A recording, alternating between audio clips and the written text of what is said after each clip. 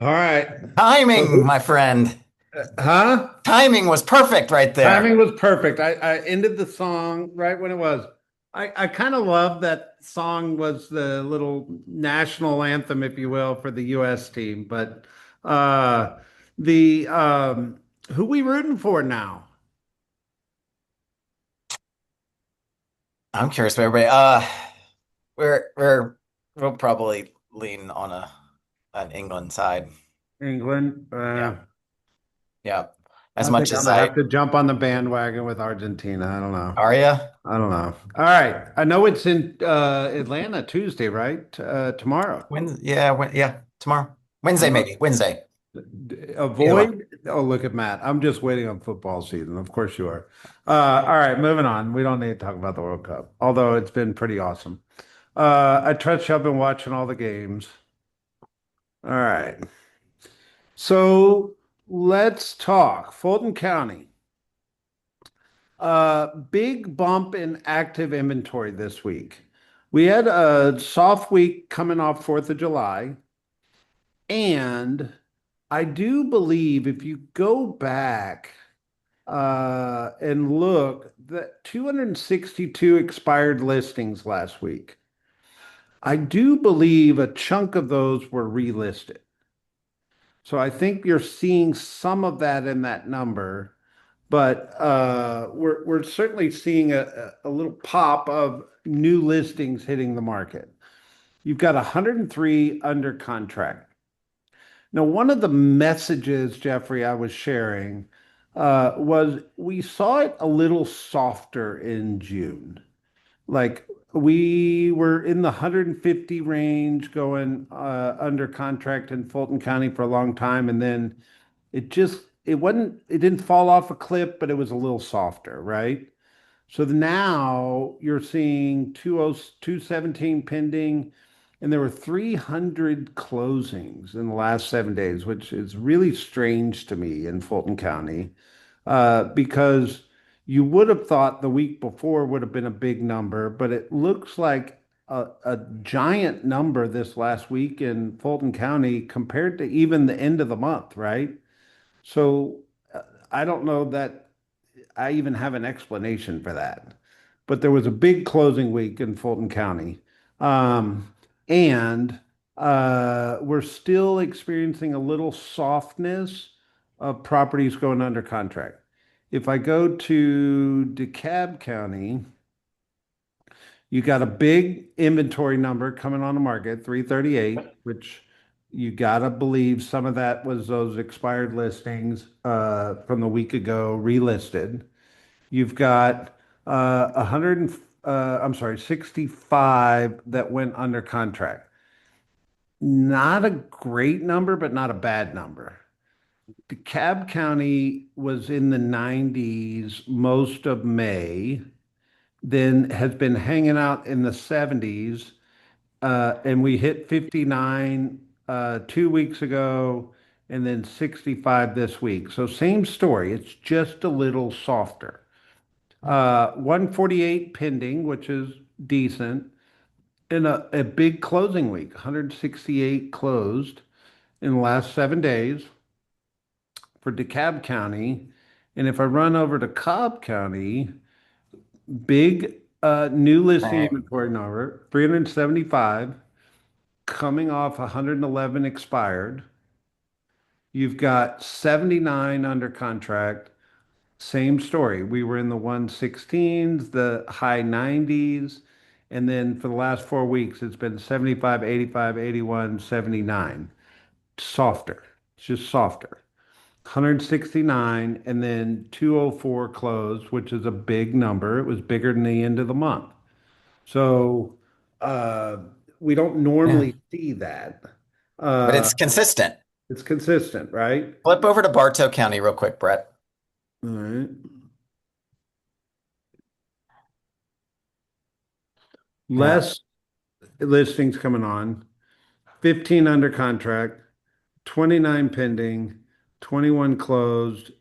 It's just more consistent. yeah, yeah. Just Uh, so interesting. It's how consistent it is. Yeah, and we've got all the counties. So if you're doing business in any one of these counties, you can come in here and click it and get the local market, right? But I think what I would talk about this week, Jeffrey, and I'm curious your opinion. There's a positive and a negative, or a pro and con to all statistics, right? Hmm. So more listings coming on the market. That could be a con or a negative to stale listings, meaning there's now more competition on the market. It could be a pro to a buyer that's been looking at property for a while and now has new inventory to go look at to potentially get under contract. It also could be a con to the relationship between supply and demand, meaning we're adding supply and not coming off the market as fast. Um, but you just got to get your head wrapped around this. My talking point is really specifically, it's just softer right now. Hmm. So I think there's two things that I would encourage every agent and specifically our offices that I think would be really good conversations for team meetings. One is, I think understanding and talking about absorption rate is a little bit of a lost art in real estate right now. And I think understanding and talking about absorption rate is probably really strategic under the current temperature of the market. What do I mean? Absorption rate is specifically just defined as if nothing new comes on the market, how many months would it take to sell out the inventory based on the number of sales in a certain geographic area? So if I was listing a house in a neighborhood, I would want to know the absorption rate of that neighborhood. Is it getting greater or tighter? Because it does give me insight in how to do pricing, which is my second point, Jeffrey, and I'll kick it to you. At this stage of the game, and what I mean by that is at this time of the year, with the market being a little softer, I would price listings ahead of the market. And Hmm. what I get a lot of questions about is, hey, my listing is priced right, but it's not selling. Well, that's not really a true statement because if it was priced right, it would Right. sell. Uh, but I think it's strategic to price ahead of the market right now. What are your thoughts? Absolutely. I mean, it's what shift tactic 8 from Shift Yeah, is. I mean, where you price it, pricing ahead of the market is going to get 75% of the eyeballs who are actively in the market looking, and it decreases. It's like I think Shift says it's like if you're priced at market value, you're really only hitting 60% of the people looking. I mean, but you got to stay ahead of it. You have yeah. to. You have to. And it's hard though. I would, from a perspective though, we see um, average home price seems to be increasing in some markets. So it's how are we navigating that? But yeah, staying ahead of the market is a no-brainer, Brett, especially when it comes to pricing. And Yep. knowing where we've been and where we're going, you have to. You Well, have that's to. why we do this call every week, You right? have to know. Just if you're not on this call, you're not hearing me say the market's a little softer. And that comment doesn't get into your brain and it doesn't get into your conversations with your buyers and sellers. So that's why we study the market so that we understand the temperature. And if I was going on a listing appointment today, I'd say, hey, look, we need to study absorption rate. So this neighborhood has a little bit higher absorption rate, so we need to be pretty competitive on our pricing. Or the market has started to slow down a little bit. If timing is a important factor in you selling your house, we need to consider pricing a little bit slightly ahead of the market. Mhm. Um, it's those conversations, right, Jeffrey? Absolutely. All right, Absolutely. And the cream rises to the top there in you this go. as well. That's why we're seeing so many of experienced and long-term agents taking so much market share right now is because they're able to have this conversation with ease. There you go. All right, I got a couple FYIs and then we'll talk. First FYI is National Association of Realtors is getting very specific in spelling out uh, what office exclusives and pre-marketing listing disclosures need to look like. So this has obviously got to land with our brokers. Um, but an office exclusive would be, I've got a listing coming. I'm going to market it at team meeting. I'm going to post about it on our internal circle, our internal Facebook group, whatever. But I'm not marketing it to the public. Pre-marketing is when I market it to the public.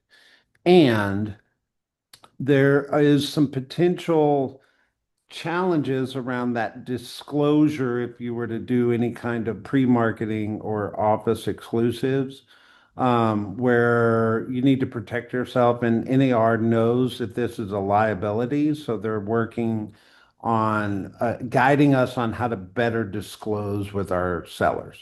Does that Mhm. make sense? Yep. That's Either first. way, either way, you need a listing agreement. So, Yeah, so agents on here that are running these office listing type things without a listing agreement, it's not really a listing. So, yeah. All right. Second FYI, if you're not aware, there there's this thing called the Kelly Blue Book.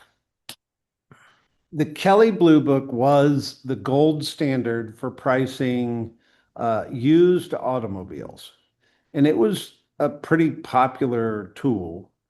Well, apparently they're jumping into the real estate lead generation space. And so much that it was on Inman this week. So I figured I'd put it on this call. I yeah. don't know anybody that's tried these. Does anybody on the call tried these leads?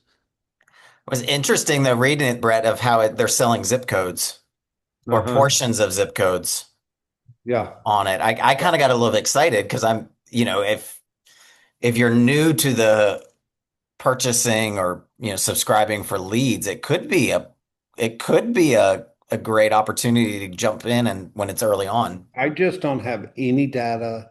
I don't have any testimony. I don't know anybody that's tried this. But if it's hitting Inman, it's got to be something. So somebody take a leap and let us know. Somebody else spend money. All right. Second FYI, there's a Yeah. housing act called the 21st Century Road to Housing Act is now a law. Here's the key items in it. It includes an FHA small dollar mortgage pilot. It has a streamlined zoning framework and higher FHA multifamily loan limits. Here's what I'm thinking about when I see this article, Jeffrey. When the Great Recession happened, the government came out with first-time homebuyer tax credits and kind of pushed the market forward. I believe this may be a first step of trying to help push the market faster. And the government can do things to make the real estate market move faster. And I still think like uh, the starter home, first time home buyer market has kind of been in a lull for an extended period of time. And I think it's going to be a thing going forward. And I think you're going to start to see more things like this. You can read about this. I'm not going to go into the boring details of a law. Cor Um, Correct me on this though, Brett. It's heavily drafted and passed to help builders, correct? And developers, which medium price point builders and developers, not luxury. not luxury high end. Okay. Yeah, it's all about affordability, right? So you go to this article and it's talking about housing affordability is improving as income growth outpaces home price growth. So incomes have gone up. Most of the median price points have stayed flat or just ever so slightly 1% price appreciation. So those two factors are working in our favor around making real estate more affordable, which we know, well, affordability is a pendulum. Like Sometimes it swings to the left and everything's super affordable. And sometimes it swings to the right and things are not that affordable, which is kind of where we've been, but it's starting to swing back to the middle, which is really, really good for our agents, Jeffrey, that sell that medium price point product. Hmm. Yep. And I think you're going to get to it in a little bit, though. It's what's crazy about this article too, and the affordability piece is the taxes and the insurance, though. Well, You tell know, me home. more. Take it. Well, it's just how property is not increasing as fast as the amount that the insurance is increasing. So we're seeing payments significantly higher on a property that was the same priced 2 years ago. Just their monthly payment's going to be significantly higher because of the insurance increases. So, which is help. It's going to in turn shift property values because they just Yeah. can't afford it because of the insurance and the taxes. You know, there was a year in 1963 that was negative 1%. And then there was a 5 year period in the Great Recession where prices went backwards. Outside of that, even in our current market, we have not had price depreciation. Hmm. And every year prices have gone up. So I think that's an interesting perspective to even look at, right? Mhm. Um, all right. Oh, Yeah. all right. As of the last 7 days, it feels like we moved in a negative direction around wrapping up the Iran conflict. Uh, Coming on here and trying to do any kind of predictions drives me crazy, although I attempt, and half the time I'm right and half the time I'm wrong. Um, what I do know is mortgage rates have gone up. And if you look today, this was the close of business Friday, it was 6.64, which according to Logan with Housing Wire, this is actually spot on the magic number that starts to affect demand a little bit. So if it goes north of 6.64, which I expect it to do, I do think it'll start to soften demand a little bit. I don't think we're going to feel any disruption unless this goes over 7. All that to say, the housing market is staying positive. So the housing market is actually resilient to all this stuff going on. And I don't think we'll lose our resilience in the market unless the rate goes north of 7, which I don't believe is going to happen. Um, but we're on this roller coaster of is the Iran conflict going to get better? Is it not? And just like the pendulum, it keeps swinging in opposite directions. Your crystal ball is as good as my crystal ball. Um, I don't think it's going to drastically affect us right now. Outside of you're probably going to see some elevated mortgage rates. We're hearing that the questions from the consumer more and more though right now, especially in listing presentations or listing appointments of, how is this going to play out in terms of selling my house? So the more educated you are and we are on this topic, the better we're going to be because it's coming up. The consumers are asking about it when they're listing their houses right now. Yeah, for sure. That's why I think I want you to have these articles, right? Um, so you can print these articles. I don't know, but do you guys put articles or forward articles to the consumer? It's a great question.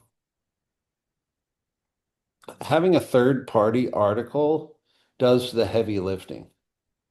I mean, imagine if I came on here every week and just tried to tell you all this stuff versus putting the article on. You wouldn't trust it as much. I would hope you would trust it because I was telling it, but it's very different when it's a third party source than you trying to explain something. It's a great takeaway for this call, Brett, Yeah. of how you're using this, not just to educate yourself, but to educate your clients. This is Bernie. Just wanted to say that I typically do it. And last week I sent two articles out to my sellers, for them to see what's going on in the market. And one in particular said, thank you. Okay, perfect. And I used that same thing. They were getting the information from a third party source, and that was coming from Inman. So it's just not me saying it. They were also hearing it from a third party as well. I think it's strategic. All right. I hesitate even putting this one up here. So foreclosures are rising. Now, when you have a small number and it rises, it makes headlines. But it you can see here, Georgia's number 12. So this metric is percentage change from February 2025 is actually down in Georgia, but the percentage change from March 2024 is up. So Georgia has 1,500 filings. That's in the entire state, guys. You're looking at like California with 4,400, Texas with 3,800. Even North Carolina has more foreclosure filings than Georgia. So I don't think we're going to see a flood of foreclosures, but it is a talking point there. It has moved up just ever so slightly. Make sense? Mm-hmm. Mika. I will say that there are quite a few homeowners who are having difficulty. I am starting to list homes from people who are coming to me ahead of time of them going into foreclosure. So I would ask everyone to make sure that their clients are okay and present them with options so they're not having to do foreclosure and they are letting us know when they're feeling the push when it comes to their mortgage payment. I'm on my third listing right now from people who are having difficulty with where they thought they would be, taxes have increased, that sort of thing. So creating that comfortable space, that soft landing place for them to be able to come to us and let us know what's going on helps us not have the foreclosures rising. For sure. Well, that's the leading indicator, right? They should be talking to us way before this ever happens. Yeah. All right. So you remember I told you there's a 21st Century Road Housing Act. There's an article on the Atlanta Business Chronicle that says how Congress's housing reform bill could impact Metro Atlanta. So it's saying that act could become law on Friday. This article was published when? It did Saturday, Friday, or I guess On July 9th. So I do believe it is law now. it is. The bill restricts large institutional investors from acquiring additional single-family homes while exempting build-to-rent developers from a divestiture requirement. Build-to-rent developers in Metro Atlanta applaud the exemption, saying it unlocks private capital to accelerate housing supply delivery. What do we think is going to happen? I think you're going to see more build to rent, which I don't believe is a good thing for us in the short term, but I think in the long term it will.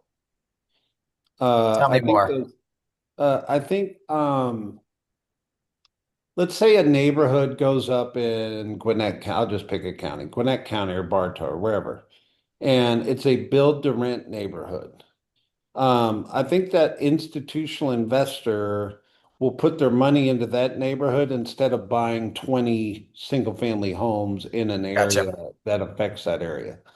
That's one. The second thing is I can only imagine build to rent neighborhoods might be the gold mine of farming tomorrow. Mm, And I'm not farming for sellers, I'm farming for buyers. Because I know every single person living in that neighborhood great job. Yeah. is paying a rent payment that would make sense for them to buy. It's great. Make sense? It totally changes mindset and perspective when you drive by those neighborhoods now. Like that's opportunity. I love it. We see them a lot in the Yeah. northern Cobb County, southern in the Bartow, southern Cherokee area. There a lot of them popping up, and I love that mindset. They're now opportunities to farm. Yeah. All right. Hey, So hey, what are Brett, you feeling in the marketplace? Go ahead, Jeff. do we know what they're doing different to reduce this institutional buyers that they weren't doing a few years ago? Like, how is this being, how are they planning this to be successful? I think it's great. Do we know what the details are of what they're doing? I mean, I don't. Um, I think they're trying to put limitations on, I mean, Atlanta was one of the cities that some of the big institutional buyers came in and bought up a lot of inventory. I've talked to a few of them that, I mean, they own north of thousands of right. homes, right? We Um, did that presentation a few years ago with the NAR mhm. or the So, what they're trying to do is slow them down on buying them, or they'll cap them, or tax. they'll come at them with tax penalties, things like that, to make it less desirable. But I think what's going to end up happening is that money's going to end up moving to build to rent neighborhoods. Make sense? All right, what are you feeling in the marketplace that maybe we haven't talked about?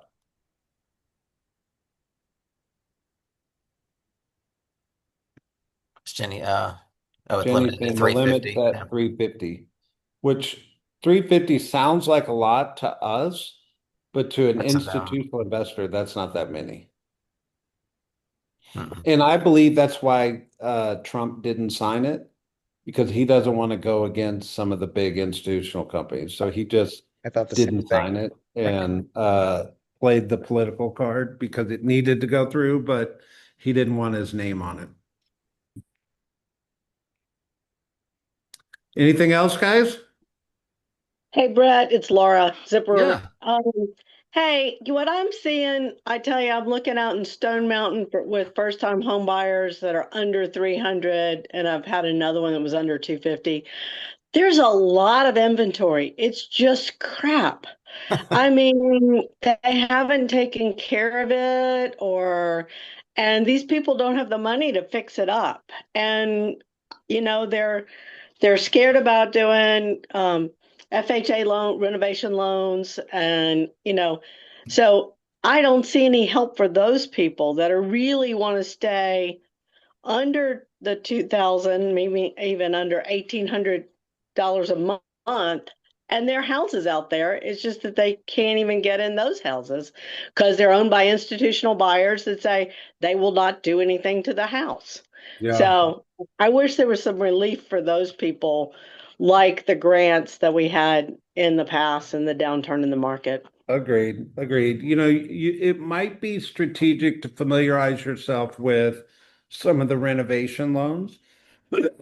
So, like, there's an FHA product called a 203K that will let a buyer get into a Yeah, property for little money down and also give them some money to do some yep, renovation. yep. Uh, Most of them are scared of that because they want the exact, and there's so much fraud out there with renovators too, and trying to pick someone off the list. It is a pain in the butt to go through. It's not for the weak of heart. it's a Yeah, complicated process right yeah, now, but I think that's why they need us. We need to yeah. be there to guide them through it. Joel. Yeah, I'm seeing new construction really trying to compete as far as figuring out what a buyer's comfortable with as far as their mortgage payment, and then working to get the interest rate down to to what that to what it needs to be in order to get that payment. So I see new construction trying to work pretty hard to get buyers into their homes. Mhm. Yeah, for sure. Well, they're feeling it too, right? They just have more incentives to work with than your typical seller. So if new construction's starting to push some incentives, that works good for us on the buy side, but it works against us on the resale side. Um, but maybe take a playbook out of them and get a seller's edge product in the seller's hands, or work with a lender to create some an incentive to match whatever the builder's doing, or figure out some way to counteract it, right? Mika, did you hands fill up, or do you have something? No, I had something else to add. I have linked up with an investor who's putting some good product on the market. I put one out that's 319.9, just south of MLK. And it was very surprising how hard the buyers were attempting to negotiate with this good product at this good price. And so I just want to encourage everyone to really be mindful of the language we're telling buyers about the opportunity in the market. Yes, there are opportunities out there, but help them understand that it has to be a win-win for both sides. I know I was guilty at one time of telling buyers, oh, they need to sell. Let's go in really, really strong with our offer and ask for a lot. But we've got to really balance that out because the sellers still need to win too. So there is an opportunity market, but we've got to make sure that we're setting the right parameters with our buyers about what they can do in the market and not try to take the seller for everything that they have. There you go. All right, guys, there's your update. Happy Monday. Bye, guys. Bye, guys.